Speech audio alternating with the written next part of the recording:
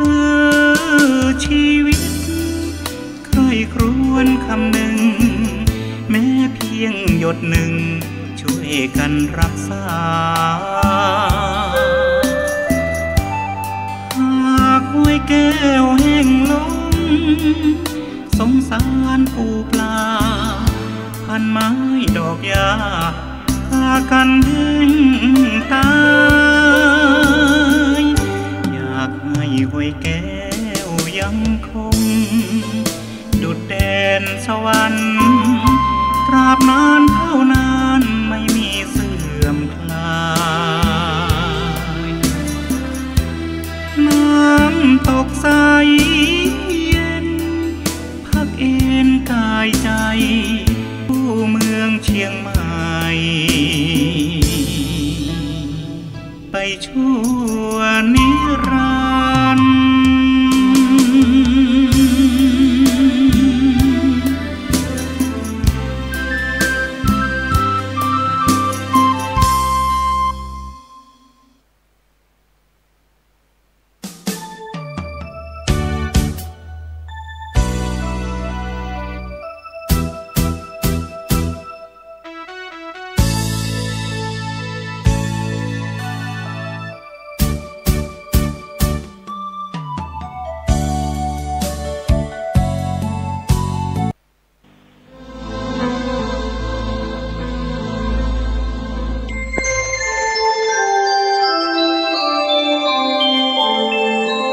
ขณะนี้ท่านกำลังฟังสถานีวิทยุกระจายเสียง FM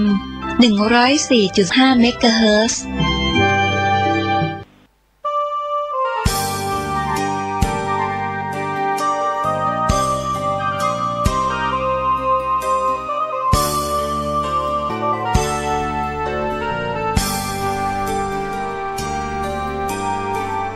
วันเข้าพรรษาเรามาร่วมใจเลิกดื่มสุราเมลัยถวายเป็นพุทธบูชาทุกสิ่งเสพติดทำลายชีวิตทั้งใจวาจาผิดศีลข้อที่5สาเหตุให้เกิดเพศภัยใช้สติไตรตรองให้ลองคิดดูเหล้ายานั้นคือศัตรู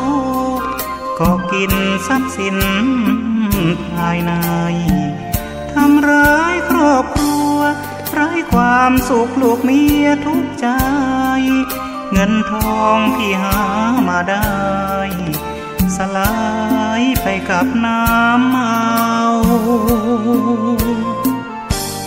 ตั้งจิตอธิษฐานสาบานไว้ว่าวันเข้าพรรษาเลิกราแล้วเล่าเข้าวัดทำบุญกันเถิดพวกเราให้พระขัดเกลากิเลสเบาบางหลวงพ่อเจ้าคุณท่านคอยห่วงใยอยากเห็นครอบครัวสดใสปลอดภัยในทุกทางเลิกเมาแล้วขับไม่ถูกจับปรับให้เสียสตางค์อย่าปล่อยตัวเข้าเกี่ยวว่างเสริมสร้างชีวิตครอบครัว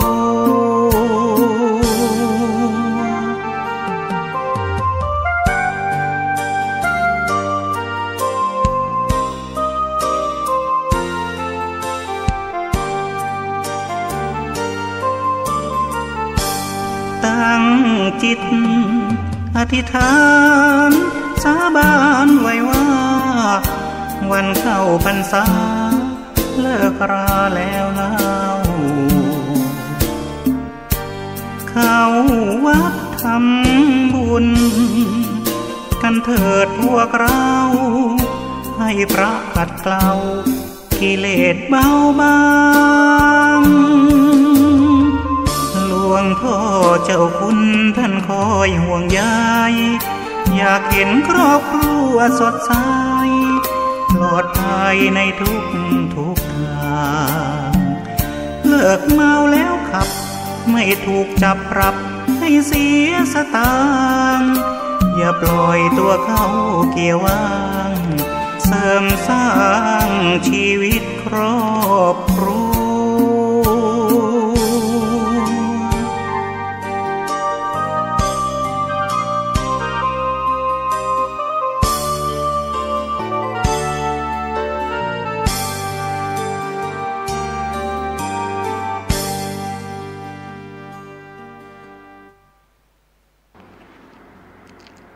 ขอเจริญสุขสาธุชนญาติโยมท่านผู้ฟังทั้งหลายทุกท่านทุกคนวันนี้รายการธรรมะก่อนนอนร่วมกับทางสถานีวิทยุศูนย์การเผยแผ่ธรรมของวัดฝายหินอำเภอเมืองจังหวัดเชียงใหม่คลื่น 104.50 วันนี้ตรงกับวันอังคารทุกวันอังคารญาติโยมตั้งแต่เวลาเดี๋ยวนี้เป็นต้นไปญาติโยมก็จะได้ฟังธรรมะจากตุเจ้าวัดหนองตองหางดงจังหวัดเชียงใหม่แต่มาเองมาพบกับญาติกับโยมเป็นประจำตั้งแต่เวลา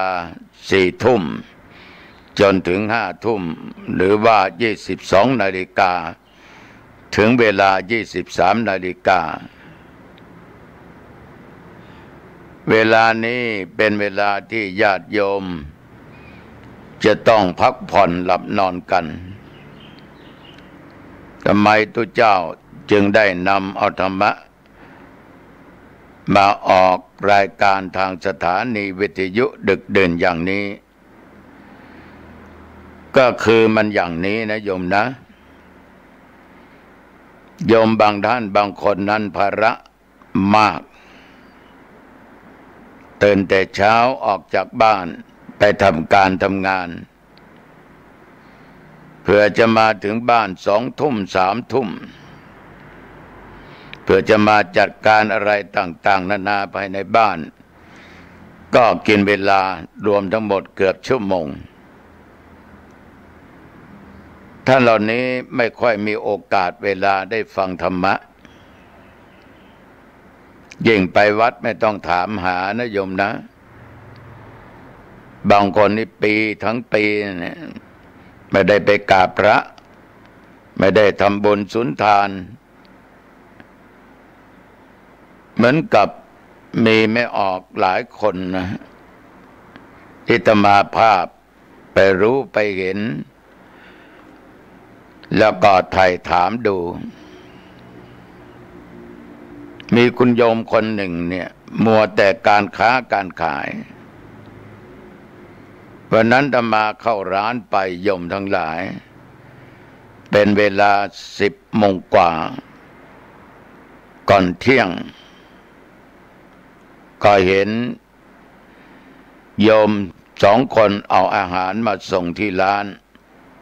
เป็นข้าวผัดนี่แหละอาตมาก็ถามโยมว่าโยมทำไมทานข้าวกลางวันเช้าล่ะนี่ยังไม่เห็นเที่ยงเลยอาตมายังไม่ได้ฉันเลยโยมก็ตอบว่าท่านนี่เป็นอาหารมื้อเช้าฉันยังไม่ได้ทานข้าวเลยนั่นเหรอก็ทุกวันเลยท่านตื่นมาตี 4ก็มัวแต่จัดโน่นจัดนี่จิปาถะ7:30ก็เปิดร้าน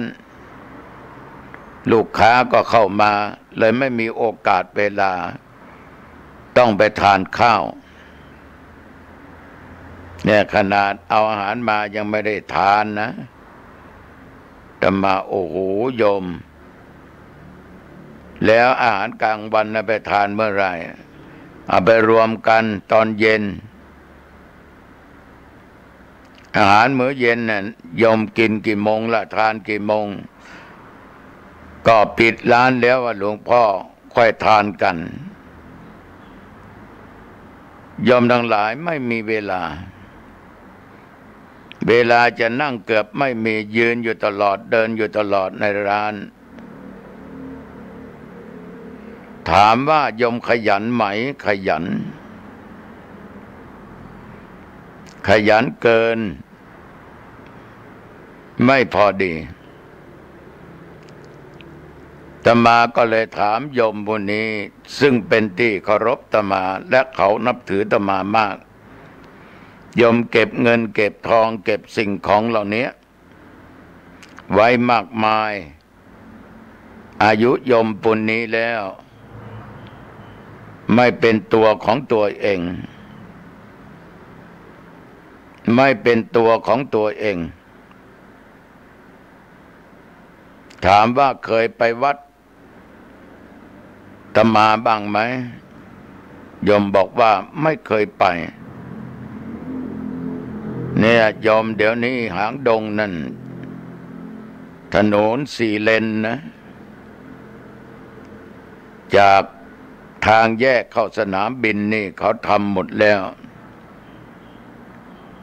ฉันยังไม่เคยเห็นเพราะฉันไม่เคยไปรู้เพียงแต่ว่าแยกดอนจันทน์นั้นมีถนนหลายเลนแล้วไม่เคยไปวัดนั้นไปวัดนี้เพราะไม่มีโอกาสเวลาถ้าไปลูกค้าจะหายอาตมาก็เลยพูดกับโยมว่ามัวแต่ห่วงลูกค้ามัวแต่ห่วงตังค์วัตถุสิ่งของปัจจัยเงินทอง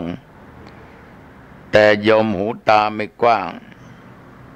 ไม่ห่วงชีวิตของตัวเองมัวแต่ขายในที่สุดมาโยมก็ถูกโรคภัยไข้เจ็บเบียดเบียนไปที่ไหนไม่ได้โรคนั้นโรคนี้เกิดขึ้นโยมทั้งหลายในที่สุดก็ไม่ค่อยได้ไปไหนละทีนี้ฉะนั้นก็ห่วงทุกสิ่งทุกอย่างเหมือนกับญาติกับโยมบางท่านบางคนการงานพี่น้องชาวบ้านมีไม่ได้ไปร่วมวัดมีบุญมีกุศลไม่ได้ไปทำเขาแห่กฐินแห่พระป่าผ่านมาก็หลบแต่ทำงานเก่งมันขยันเก็บหอมรอมริบถูกต้องในหลักธรรมได้มาเท่าไรก็เก็บได้มาเท่าไรก็เก็บเขาไปเปิดหูเปิดตาไปที่โน่นที่นี่ไม่ไปนะมีโยมคนหนึ่งมาพูดให้ฟังเขาเป็นเพื่อนกันว่าชวนไปไหว้พระสวดมนต์วันศีลวันธรรมไม่ไปบอกว่าไม่มีเวลามัวขายของชวนไปทำบุญวัดโน้นวัดนี้ก็ไม่ไปไม่มีเวลาชวนไปงานของเพื่อนบ้านงานศพงานอะไรทำบุญสืบชะตาขึ้นบ้านใหม่ไม่มีเวลามันไม่มีเวลาจริง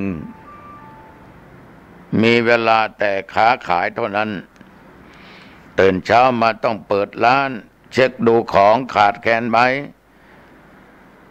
เย็นมาก็ปิดร้านต้องเช็คดูของว่ามีอะไรขาดก็สั่งจองสั่งซื้อก็เป็นอย่างนี้อยู่ตลอดมีเงินเป็นแสนเป็นล้านหลายล้านไม่ได้กินไม่ได้ใช้เจ็บป่วยก็ไม่ค่อยได้ใช้ก็ทานยาแก้ปวดไปโยมทั้งหลายโดยไม่รักตัวเองไม่รักตัวเอง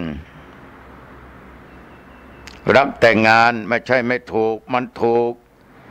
แต่ต้องรักตัวเองบ้างเวลาเจ็บไข้ได้ป่วยบางทีเขาจะนำไปหาหมอบอกว่าไม่ไป เดี๋ยวมันก็หายเดี๋ยวไม่มีใครมาขายของไม่มีใครมาทำงานอ้างโน่นอ้างนี่กลัวหมดเงินหมดทองเจ็บหนักเข้าตายชีวิตเกิดมามีค่าแต่ไร้ค่ามีฐานะมีเงินมีทองมีข้าวมีของทุกคนบอกว่าเขาโรยเขาเป็นเศรษฐีเขามีเงินมีทองแต่เขานั้นทุกข์ตลอดจนตายทุกข์กับการกับงานหาไว้หลาย10 ล้านไม่ได้ใช้จ่ายจะกินก็เสียดายจะจ่ายก็กลัวหมดจะทำบุญก็กลัวอดจะซื้อผ้ามานุ่งห่มสิ้นเปลืองใช้อันเก่านี่แหละโยมทั้งหลายเมื่อเรามีเราก็ต้องให้ความสุขแก่ตัวเองบ้างแต่การให้ความสุขต้องให้ในทางที่ถูกต้องนี่บูชาเงินเป็นพระเจ้าเนี่ยนะมันไม่ได้บูชาพระไม่ได้บูชาพ่อแม่ไม่ได้บูชาครูอาจารย์ไม่ได้บูชาพระพุทธพระธรรมพระสงฆ์ไม่ได้บูชาศีลธรรมแต่บูชาเงินมากจนเกินไปหลงถลำลึกลงลึกจนเกินไปจนถอยไม่ได้ขึ้นไม่ได้ก็ไม่รู้ว่าจะพูดอย่างไรนี่บางด้านบางคนฟังธรรมาพูดนี่โกรธนั่นน่ะมันเรื่องอะไรของตุข้าจะทำอย่างนี้มันเรื่องของข้า อย่าโกรธนะโยมนะขอโทษโยมอย่าโกรธให้ตุนะโยมไม่เป็นอย่างนั้นไม่ต้องโกรธหรือเป็นอย่างนี้ก็ไม่ต้องโกรธนะนึกว่าตุเป็นพี่ชายนึกว่าตุเป็นพ่อเป็นปู่เป็นอะไรก็ตามนะเป็นลุงนะหรือนึกว่าตุเป็นน้องชายก็แล้วกันอย่าโกรธให้ตุนะโยมทั้งหลายทุกสิ่งทุกอย่างนั้นต้องทำอะไรให้พอดีอย่าหลงจนเกินไปบางคนนี่โยมทั้งหลายหลงมากๆมีครอบครัวหนึ่งไปอยู่บ้านผัวตั้งร้านขายของโอ้โหลูกค้าเข้าทุกวันเงินทองไหลมาเทมาตื่นเช้ามาก็ขายมืดค่ำ2 ทุ่มก็ปิดอาหารจะมีอะไรไว้ทานบ้านก็ไม่รู้แต่ว่าเจ็บอดแอดญาติโยมเดี๋ยวก็เข้าโรงพยาบาลเดี๋ยวก็ออกจากโรงพยาบาลเพราะมันทรมานมันยืนมันเดินอยู่วันยังค่ำโยมมันจะไปมีอะไรทนได้ถามว่ามีเงินไหมมีหน้าตาไม่ยิ้มไม่เบิกบานมีเงินแต่ยิ้มไม่ออกเพราะความตนีมันมากความโลภมันเยอะความหลงมันเยอะแยะผิวพรรณวรรณะก็ไม่ค่อยดีนะเพราะกูจะเอาแล้วกูไม่ได้พักผ่อนญาติโยมทั้งหลายบางคนนี้อยู่กับครอบครัวหลงเงินหลงทองหลงผัวหลงเมียจนลืมพ่อลืมแม่บอกว่าไม่มีเวลาจะไปหาพ่อจะไปหาแม่มันจริงๆญาติโยมบางท่านบางคนนี่แม่ไม่สบายพ่อไม่สบายญาติพี่น้องโทรมาบอกว่าพ่อมึงอาการไม่ค่อยดีแม่มึงอาการไม่ค่อยดีไม่เป็นไรไม่วางเดี๋ยวลูกค้าจะหายจะปิดร้าน2 ทุ่มก็เหนื่อยแล้วจะพักผ่อน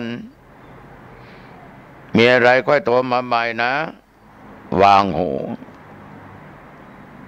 ไม่นานเขาก็โทรมาบอกพ่อมึงอาการหนักนะไม่เป็นไร ไม่เป็นไรมีเวลาจะไปเขาก็โทรมาบอกพ่อมึงตายแล้วนะร้องไห้สายจนเกินไปถึงตัวเองตายได้อะไรติดตัวไปทรัพย์สมบัติมันเอาติดตัวไปไม่ได้แต่วงเล็บไม่ได้หมายความว่าโยมมีเท่าไหร่ต้องไปกินไปใช้ไปทำบุญไปให้ทานจนหมดไม่ใช่ไปทุ่มเทให้คนนั้นคนนี้หมดไม่ใช่ไปทำบุญร่วมกับตัวเจ้าวัดหนองตองจนหมดเนื้อหมดตัวไม่ใช่อย่าหลงคารมอย่าหลงคำพูดอย่าเชื่อมากจนเกินไปต้องอยู่ในเหตุและในผลแม้แต่อาตมาภาพพูดอะไรลงไปอย่าเชื่อถ้าโยมจะเชื่อก็ต้องเอาเหตุและเอาผลมันจริงไหมหรือว่าไม่จริงฉะนั้นสาธุชนญาติโยมอย่าลืมพ่ออย่าลืมแม่ท่านตายไปแล้วเราไปหาที่ไหนไม่ได้อย่าบูชาเงินทองมากจนเกินไปบางคนหลงลืมเนื้อลืมตัวมีทิฏฐิมานะโอ้อวดเพื่อนฝูงก็จากไปเพราะเป็นคนตนีขี้เหนียวใครไม่อยากจะมาคบมาหาเป็นบุคคลมีจิตใจแคบไม่รู้จักคำว่าให้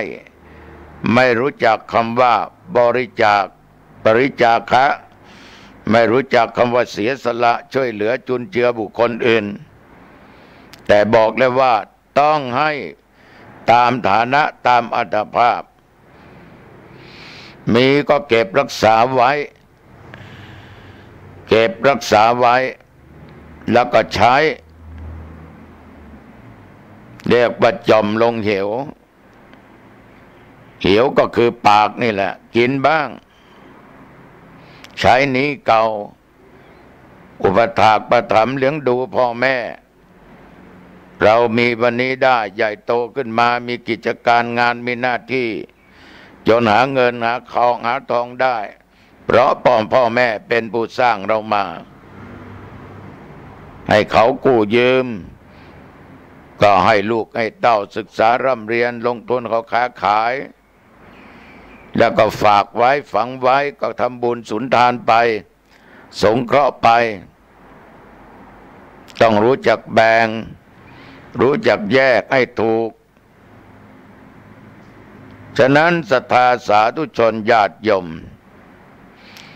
การบูชาบางครั้ง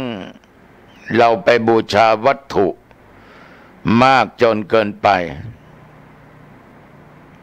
ในสมัยก่อนก็มีบูชาไฟบูชายันบูชานั้นบูชานี้ถ้ามาพูดถึงตอนนี้จะยกตัวอย่างก็ได้อ่านหนังสือพุทธประวัติเรื่องชดินสามพี่น้องชดินสามพี่น้องนี่ยมส่วนมากบูชาไฟมีโรงไฟมีพญานาคเฝ้าเวลานั้น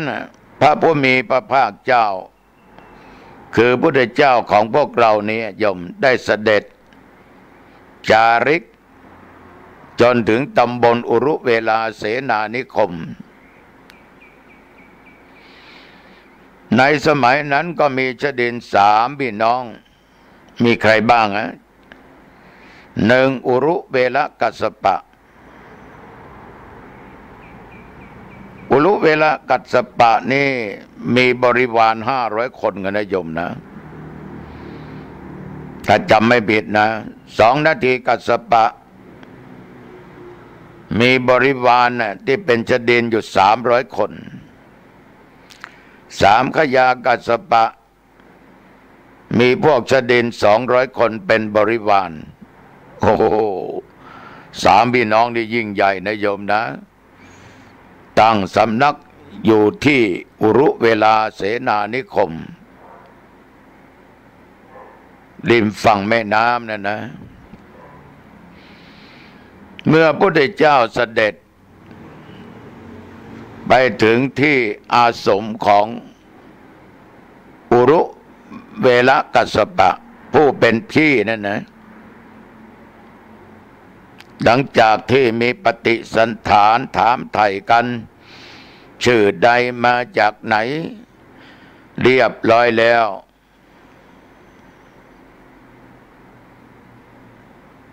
มีปฏิสังขารกันจึงตรัสว่ากัสสปะถ้าท่านไม่ขัดข้องเราจะขออาศัยพัก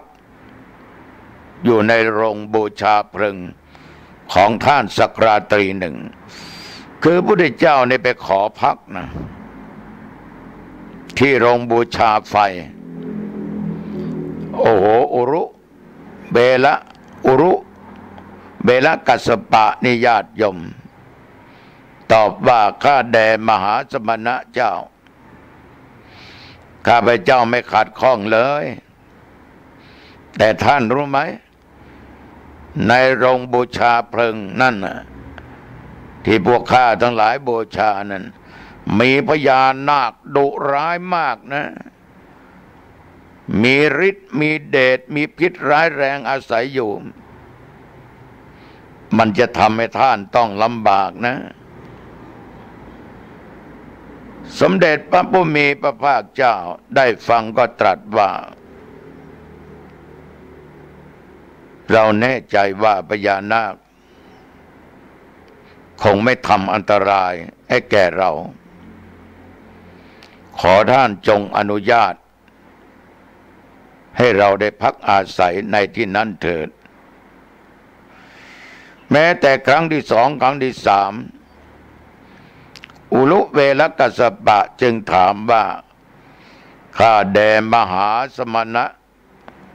เชิญท่านพำนักในโรงบูชาเพลิงตามความประสงค์เถิดเมื่ออุลุเวลกัสสปะกล่าวอนุญาตดังนั้นสาธุชนญาติโยมพระผู้มีพระภาคเจ้า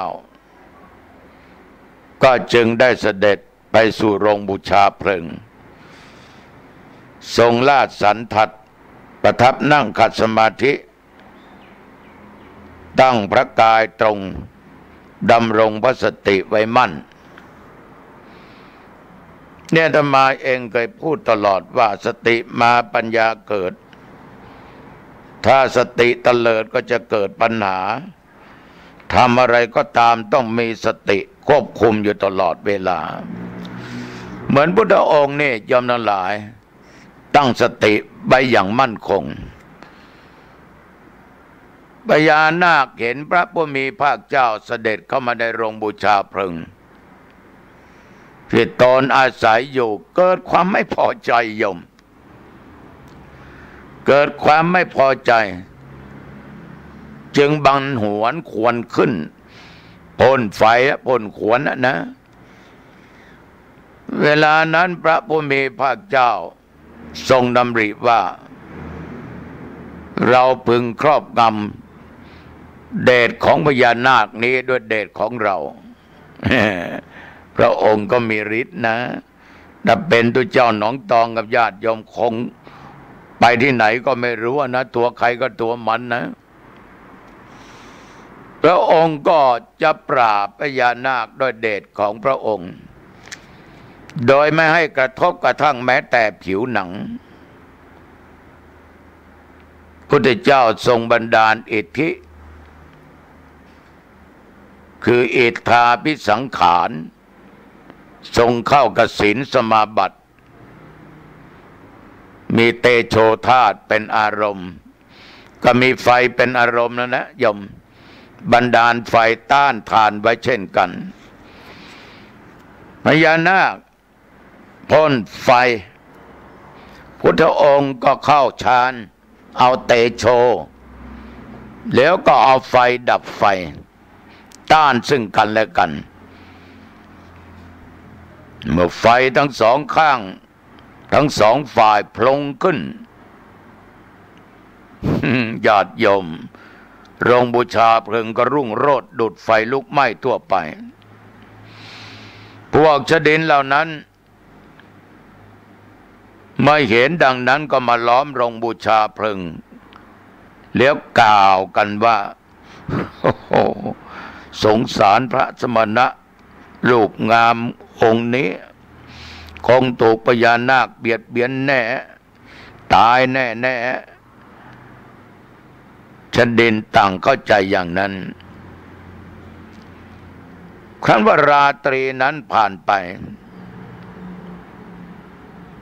เปลวไฟของพญานาคหายไปหมดไม่ปรากฏแต่เปลวไฟของพระผู้มีพระภาคเจ้ายังทรงฤทธิ์อยู่สถิตอยู่พระรัศมีสีต่างๆคือสีขาวสีเขียวสีแดงสีเหลืองสีแก้วพลึกซ่านออกจากพระวรกายพระพุทธองค์ทรงขดพญานาคไว้ในบาตร ด้วยฤทธิ์ด้วยเดชของพระองค์นะแล้วก็ทรงแสดงแก่ชดินตรัสว่าอุลุเวลกัสสปะนี่นะพี่พญานาคของท่านนั่นนะว่ามีฤทธิ์มากโอ้ตมาเห็นว่าไม่สักเท่าไหร่เนี่ยเราครอบงำไว้ด้วยเดชของเราแล้วอุรุเวลกัสสปะเห็นดังนั้นก็เลื่อมใสในอิทธิปาฏิหาริย์ของพระผู้มีพระภาคเจ้ายิ่งนักนี่แสดงว่าลดทิฏฐิลดมานะแต่โยมบางคนทิฏฐิเยอะมานะแยะไม่ยอมลดเลยโยมไม่ยอมลดตลอดตายนะโยมนะไม่ยอมละทิฏฐิมานะโยมต้องลดละเลิกทิฏฐิมานะเหมือนกับชดินนี่ก็มาดำริว่าพระมหาสมณะนี้มีฤทธิ์มากมีอานุภาพมากแท้แต่พระมหาสมณะนี้ก็ไม่เป็นพระอรหันต์เหมือนกับเราแน่ยังพองตัวอวดตัวยังไม่ละนิยมเนาะถึงกันนั้นก็ได้ทูลพระผู้มีพระภาคเจ้าว่า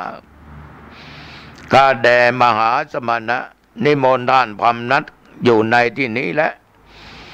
ข้าพเจ้าจักบำรุงท่านด้วยภัตตาหารเป็นประจำพุทธองค์ตรัสว่าท่านชดินเราได้ขออนุญาตท่านพักพำนักในโรงบูชาเพียงคืนเดียวดังนั้นเราจะหาที่พำนักใหม่ในบริเวณใกล้เคียงกับอาสมของท่านว่าแล้วพระผู้มีพระเจ้าเสด็จประทับอยู่ณไพศาลแห่งหนึ่งก็ไม่ไกลจากอาสมของอุลุเวลกัสสปะเมื่อราตรีปฐมยามผ่านไปแล้วท้าวมหาราชทั้งสี่มาเฝ้าพระผู้มีพระภาคเจ้าก็ถวายบังคมแล้วยืนเฝ้าอยู่ทั้งสี่ทิศต่อมารุ่งเช้าอุรุเวลกัสสปะเข้าไปทูลถึงเวลาภัตตาหารแล้วทูลถามว่าโอ้พระสมณะยามราตรีพวกนั้นคือผู้ใดมีรัศมีงามยังไพศาลทั้งสิ้นให้สว่างไสวเข้ามาหาท่านขันถึงแล้วอภิวาทท่านได้ยืนอยู่ทั้งสี่ทิศมีรัศมีดุจกองไฟใหญ่ฉะนั้นพระผู้มีพระภาคเจ้าตรัสตอบชดินว่าท่านชดินท่านเหล่านั้นคือท้าวมหาราชทั้งสี่เข้ามาหาเราเพื่อฟังธรรมโอ้โหอุรุเวลกัสสปะดำริว่าพระมหาสมณะนี่มีฤทธิ์มากมีอานุภาพมากแท้ถึงกับท้าวมหาราชทั้งสี่เข้ามาหาเพื่อฟังธรรมแต่ก็ไม่เป็นอรหันต์เหมือนเราแน่พระพุทธองค์เสวยภัตตาหารของอุรุเวลกัสสปะแล้ว ยังประทับอยู่ในไพศาลนั้นวันต่อมาเมื่อราตรีปฐมยามผ่านไปท้าวสกะจอมเทพก็มาเฝ้าพระผู้มีพระภาคเจ้าเปล่งรัศมีงามยังไพศาลทั้งสิ้นให้สว่างไสวถวายบังคมแล้วประทับยืนอยู่ณที่ควรส่วนข้างหนึ่งรัศมีงามนั้นงามประณีตยิ่งกว่ารัศมีของท้าวมหาราชครั้นว่ารุ่งเช้าอุรุเวลกัสสปะเข้าไปทูลว่ามหาสมณะภัตตาหารเสร็จแล้ว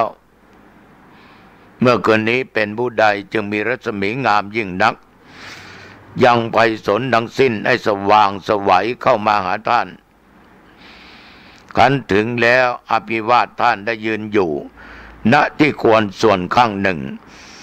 รัศมีดุจกองไฟใหญ่งดงามและประณีตกว่าคืนก่อนพระผู้มีพระภาคเจ้าตรัสตอบว่าท่านเจดีนท่านบุญนั้นคือท้าวสกะจอมเทพเข้ามาหาเราเพื่อฟังธรรม อุลุเวลกัสสปะดำริว่าพระมหาสมณะองค์นี้มีฤทธิ์มากมีอานุภาพมากแท้ๆถึงกับท้าวสกะจอมเทพเข้ามาหาเพื่อฟังธรรมแต่ก็ไม่ได้เป็นอรหันต์เหมือนเราแน่พระพุทธองค์เสวยภัตตาหารของอุรุเวลกัสสปะแล้วก็ยังเสด็จประทับอยู่ที่ไพศาลแห่งนั้นต่อมาอีกวันหนึ่งโยมเมื่อราตรีปฐมยามผ่านไปท้าวสหัมบดีพรหมมาเฝ้าพระผู้มีพระภาคเจ้าเปล่งรัศมีงามยิ่งไพศาลทั้งสิ้นในสว่างไสวดุจกองไฟใหญ่ถวายบังคมแล้วประทับยืนอยู่ณที่ควรส่วนข้างหนึ่งครั้งรุ่งเช้าอุลุเวลกัสสปะเข้าไปทูลว่ามหาสมณะภัตตาหารเสร็จแล้วเมื่อคืนนี้เป็นผู้ใดจึงมีรัศมีงามยิ่งนักยังไพศาลทั้งสิ้นให้สว่างไสวดุจไฟกองใหญ่เข้ามาหาท่านขันถึงเวลาแล้วอภิวาทท่านได้ยืนอยู่ณที่ควรส่วนข้างหนึ่งพระผู้มีพระภาคเจ้าก็ตรัสตอบแก่ชลินว่าในท่านชลินท้าวสหัมบดีพรหมมาหาเรานะเพื่อฟังธรรมอุลุเวลกัสสปะมหาสมณะนี่มีฤทธิ์มากมีอานุภาพมากถึงกับท้าวสหัมบดีพรหมเข้ามาหาเพื่อฟังธรรมยังไงก็ไม่ได้เป็นอรหันต์เหมือนกับเราพระพุทธเจ้าเสวยภัตตาหารของอุรุเวลกัสสปะแล้วก็ประทับอยู่ที่ไพศาลนั้นต่อไปก่อนวันทำพิธีบูชาไพอุรุเวลกัสสปะได้เตรียมการเป็นการใหญ่ประชาชนชาวอังคะและมัคคะพากันจัดของเกวของบริโภคเป็นอันมากเตรียมไปสู่สถานที่นั้นอุลุเวลกัสสปะดำริว่าถ้ามหาสมณะอยากทำอิทธิปาฏิหาริย์ในหมู่มหาชนลาภสักการะก็จักเจริญยิ่งกว่าไปแก่พระมหาสมณะลาภสักการะของเราก็จักเสื่อมทำยังไงดีเนาะวันพรุ่งนี้มหาสมณะจึงจะไม่มาฉันณที่นี้ชดินมันคิดอย่างนี้โยมทั้งหลายเกิดความอิจฉาริษยาขึ้นขืนปล่อยพระสมณะหรือพระพุทธเจ้าอยู่ตรงนี้แล้วแสดงอิทธิปาฏิหาริย์ชาวบ้านชาวเมืองก็จะเอาของไปถวายแก่มหาสมณะแต่ตัวเองนี่ก็ลาภสักการะก็จะเสื่อมสลายไปพระพุทธองค์ทรงทราบปริวิตกจิตของอุลุเวลกัสสปะแล้วก็เสด็จไปยังอุตรกุรุทวีป นำบิณฑบาตจากอุตรกุรุทวีปมาเสวยที่ริมสระอโนดาตประทับกลางวันอยู่ณที่นั้นในวันต่อมาอุลุเวลกัสสปะได้เข้าไปเฝ้าพระผู้มีพระภาคเจ้าทูลว่าถึงเวลาแล้วมหาสมณะภัตตาหารเสร็จแล้วพวกข้าพเจ้าระลึกถึงท่านว่าเพราะเหตุใดหนอเมื่อวานนี้พระมหาสมณะจึงไม่มาทั้งที่ข้าพเจ้าได้จัดเตรียมส่วนแห่งหาทดียาหารไว้เพื่อท่านแล้ว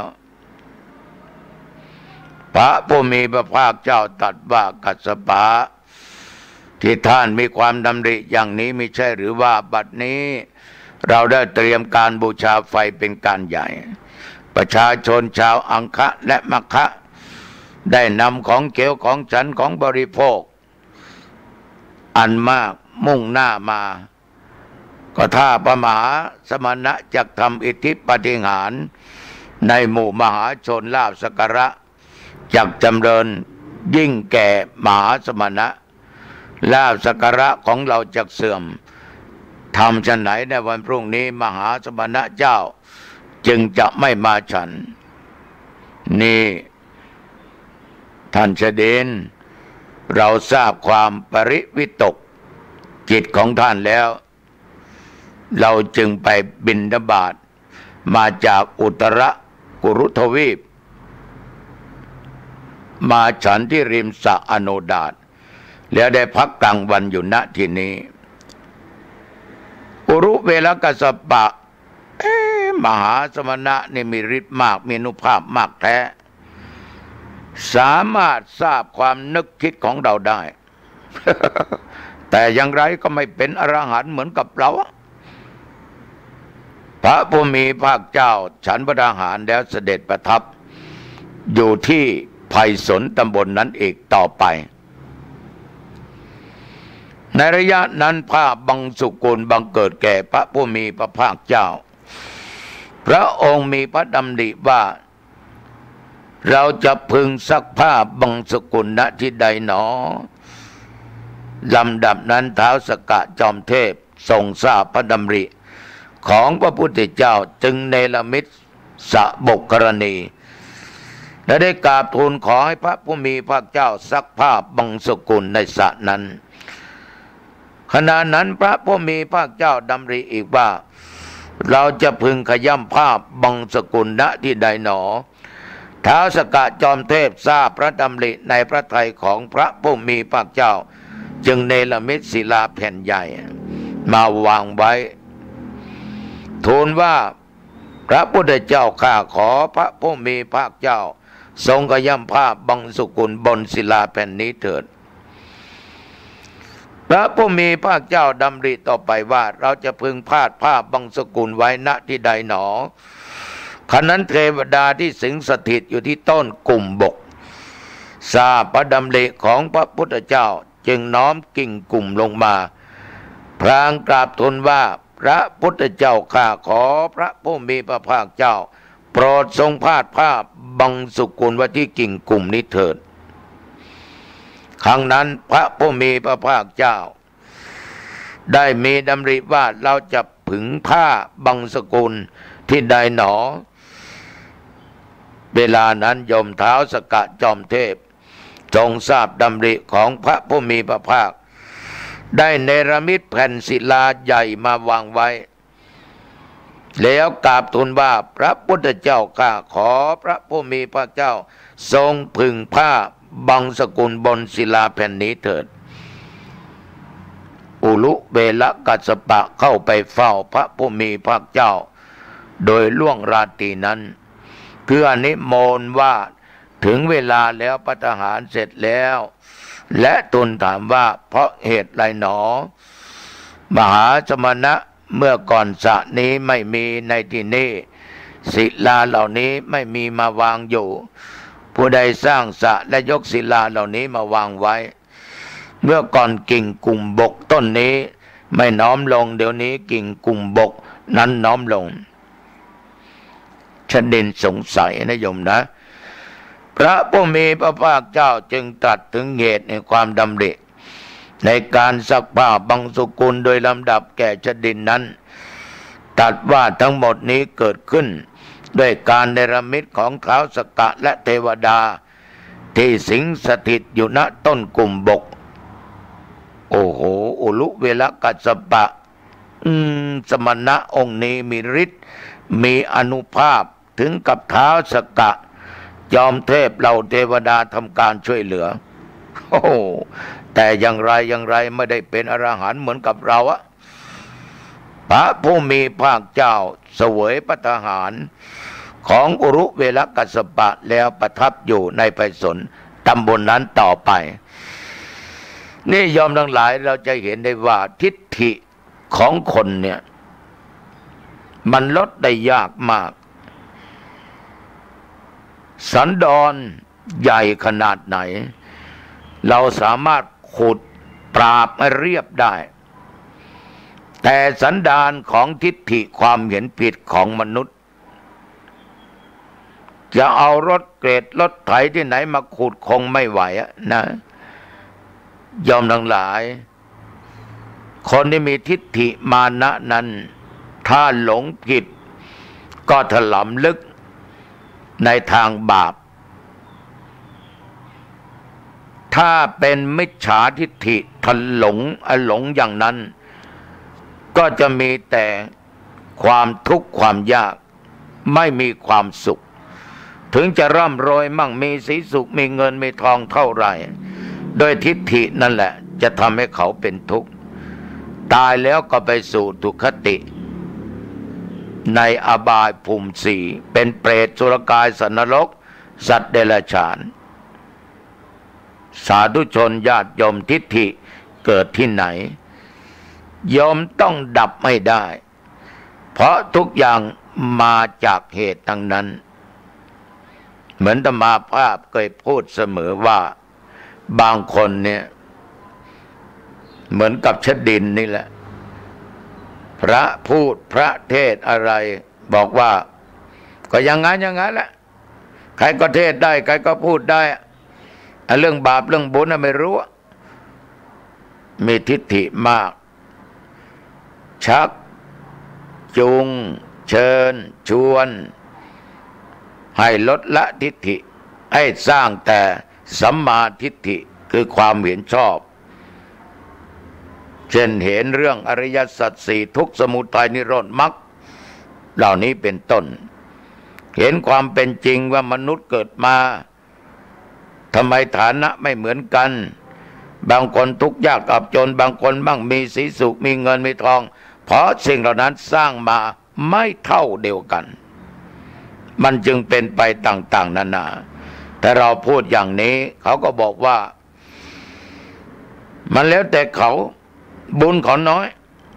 เขาเกียจค้านเขาไม่ทำงานเขาจึงทุกข์มันก็ถูกแต่ว่ามันไม่ถูกทุกอย่างต้องมีที่มามีที่ไปต้องมาจากเหตุทั้งนั้นไม่ว่าทุกข์ไม่ว่าสุขคนขยันย่อมได้รับทรัพย์สมบัติมีศีลมีธรรมย่อมอยู่เป็นสุขคนขยันมีเงินมีทองมีข้าวมีของแต่ไม่มีศีลไม่มีธรรมใช้จ่ายในทางไม่ถูกขายยาบ้าได้ยมโรยหมายร้อยแต่เป็นทุกข์หมายทุกข์ดีไม่ดีติดคุกติดตารางถูกประหารชีวิตนะโยมนะฉะนั้นอย่าเอาตัวอย่างชดินอุลุเวลกัสสปะธรรมาจะมาเล่าสู่ญาติโยมฟังต่อในอาคารหน้าต่อไปวันนี้ดึกพอสมควรนะโยมนะเอาญาติโยมปิดประตูบ้านประตูหอเรือนหน้าต่างเก็บของมีค่าอาบน้ำชำระกายเปลี่ยนเสื้อเปลี่ยนผ้าดับฟืนดับไฟที่ก่อปิดสวิตช์ไฟฟ้าเข้าห้องพระเข้าห้องนอนกราบพระพุทธกราบพระธรรมกราบพระสงฆ์กราบพ่อกราบแม่กราบครูบาอาจารย์ไหว้พระสวดมนต์เจริญสมาธิแผ่เมตตาเจ้ากรรมนายเวรผู้มีพระคุณตั้งจิตอธิษฐานแผ่เมตตาแก่ตัวเอง ทบทวนดูศีลห้าไม่ฆ่าไม่ลักไม่นอกใจไม่โกหกไม่หยาบไม่ดื่มของมึนเมาไม่เสพยาเสพติดวันนี้จิตแจ่มใสเพราะศีลห้าบริสุทธิ์หลับให้สบายนะลูกนะหลับให้สบายนะโยมนะตื่นเช้ามาจิตใจจะได้เบิกบานขอความผาสุกความเจริญในธรรมจงบังเกิดมีแก่ญาติแก่โยมทุกท่านทุกคนอายุวันโนสุขังพลังพบกันใหม่อังคารหน้าเจริญพร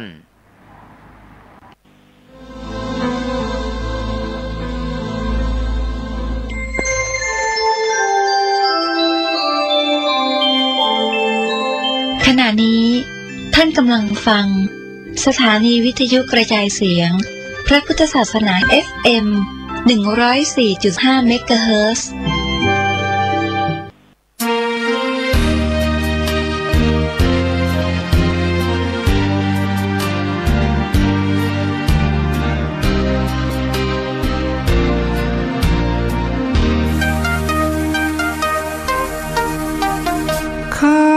มันให้ตายไปเลยดีกว่าให้มันฆ่าเรา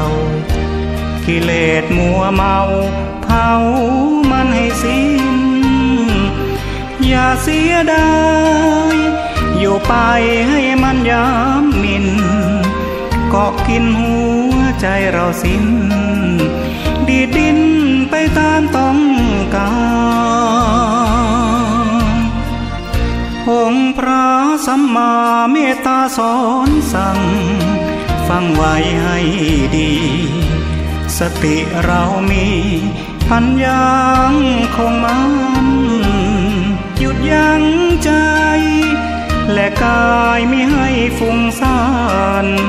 เชื่อคำพระโพธิญาณจงประหารกิเลสทิ้งไปโกรธกันเกลียดกันใจนั้นมันให้รุ่มร้อนอยู่อย่างเบื่อเหนื่อยกายทายทอนทนหม่นหมองว่าวุ่นสวงในเธอจ้าเธอหยุดคิดสักนิดได้ไหมเปลี่ยนเกลียดโกรธมาให้อภัยที่เลวร้ายกลายเป็นดีแน่ฆ่ามันให้ตายจากใจดีกว่ามาทรมานกิเลสเผาผลาญทุกวันจนแย่สิ้นลมไปสู่ทางอบายแน่ๆโลกโกรธลงปลงได้มีแต่ความสุขแท้อยู่ในหัวใจ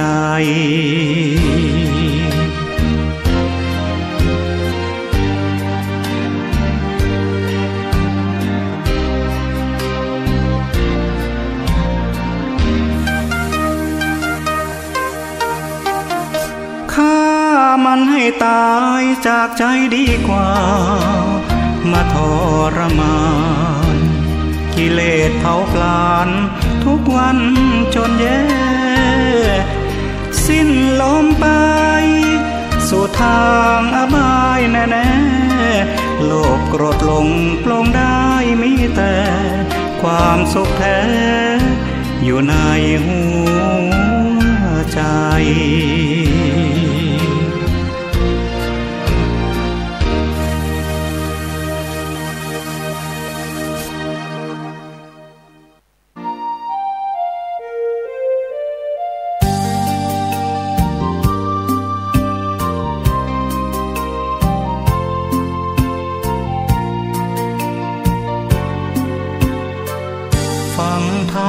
ไว้บ้างก็ดีเหมื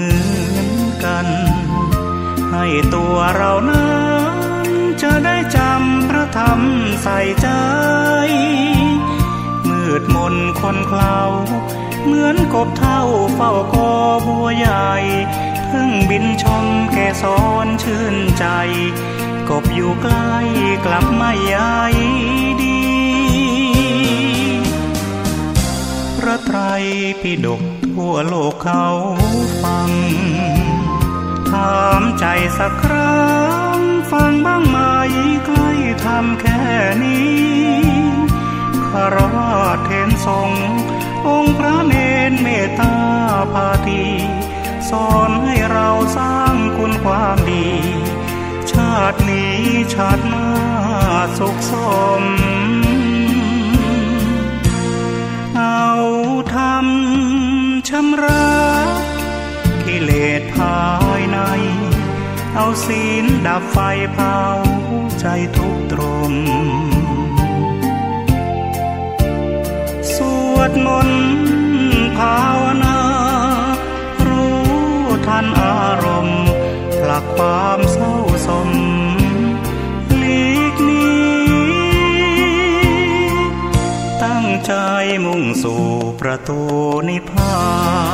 นตามคำสอนนั้นพระโพธิญาณประทานบ่งชี้อย่ามัวลุ่มหลง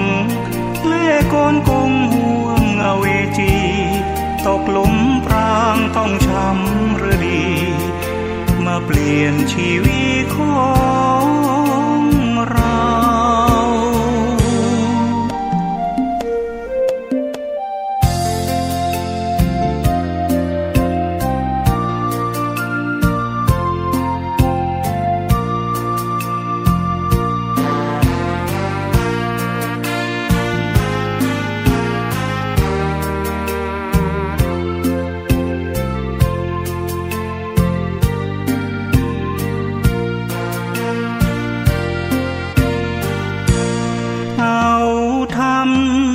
ชำระกิเลสภายในเอาศีลดับไฟเผาใจทุกตรมสวดมนต์ภาวนารู้ทันอารมณ์ผลักความเศร้า